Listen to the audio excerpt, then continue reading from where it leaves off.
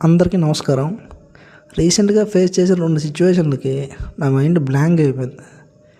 చదువు రాని వాళ్ళు, చదువుకోని వాళ్ళు ఫైనాన్షియల్ ఫ్రాడ్స్తో జాగ్రత్త పడుతుంటే, చదువుకున్న వాళ్ళు బలైపోతున్నారు.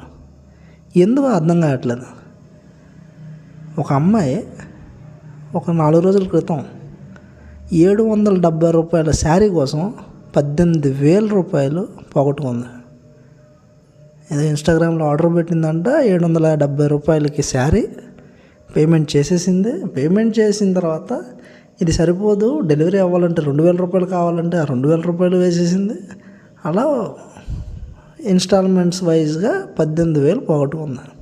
ఆ తర్వాత యూపీఐ బ్లాక్ అయిపోవడం వల్ల మిగతా డబ్బులు పంపించలేకపోయింది. ఎవరి డబ్బులు పోయాయి? అమ్మాయి డబ్బులే కాదు, వాళ్ళ అమ్మాయి అకౌంట్లోనే డబ్బులు పోయాయి. పోగొట్టింది. ఆ అమ్మాయి అకౌంట్లో 18,000 ఉంటే వాళ్ళ అమ్మకు డౌట్ రాకూడదని ఇందులో డబ్బులు అందులో వేసేసి 4 రోజుల తర్వాత వచ్చి, సార్ ఇలా అయ్యింది అన్నది. ఏం చెప్తాం? ఓ 4 రోజుల క్రితం ఇలాగే 800 రూపాయల శారీ కోసం 80,000 పోగొట్టింది ఒక అమ్మాయి, 9th క్లాస్ స్టూడెంట్. ఇంతకుముందు చెప్పిన అమ్మాయి గ్రాడ్యుయేట్.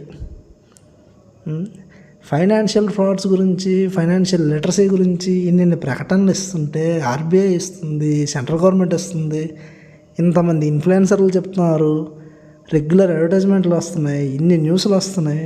స్టిల్ కొద్దిగా ఆలోచించండి.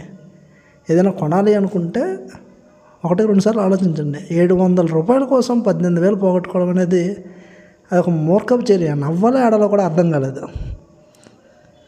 Be alert, be safe, save yourself. Thank you.